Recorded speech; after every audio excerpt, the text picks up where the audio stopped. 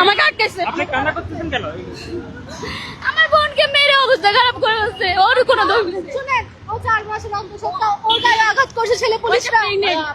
তাদেরকে মারা হয়েছে। সে একটা প্রেগনেন্সি না, সে একটা আপনারা কি কিছু বলেন যে আপনারা উল্টানো কথা বলবেন না। আমরা এখানে কোনো কিছু বলতে চাই না, আমরা সিএমপি পুলিশ কমিশনার ওখানে যা আমরা কথা বলবো। ওখানে তো কথা বলবেন, এখন আপনারা কি জন্য কেন? আমরা যাচ্ছি, আমাদেরকে মারা হয়েছে, কেন মারা হয়েছে সেজন্য আমরা যাচ্ছি। আপনারা কি কাজ নিয়ে আসছিলেন রাজপথে? আমরা জুলাই গ্রাভিটি করতে আসছি, হ্যাঁ। যে জুলাই গ্রাভিটি গুলো মুছে দিছিল ওগুলো করতে আসছি আমরা, কিন্তু আমরা সেটা করতে আসছি। আপনি কোথায় অঙ্কন করছিলেন একটু বলেন, আপনার এখন অবস্থান কেমন? সে কথা বলার অবস্থা নেই, সে কথা বলবে না।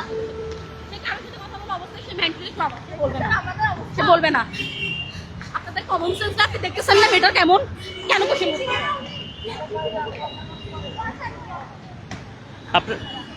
আপনারা কোনো ব্যানারে এসেছেন? আমি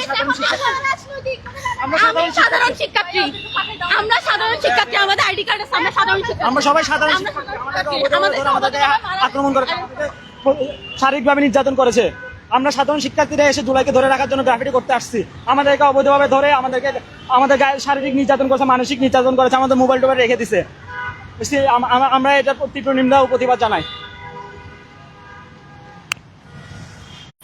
একটু দেখানোর চেষ্টা করছি যে জুলাই যোদ্ধারা এই মুহূর্তে গ্রাফিতি নিয়ে টাইগার পাস মোড়ে এসেছেন।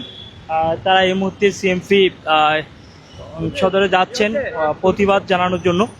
তাদের উপরে পুলিশের যে বাধা এবং তারা যে আহত হয়েছেন সেই পরিপ্রেক্ষিতে তারা এখন এই মুহূর্তে সেখানে যাচ্ছেন।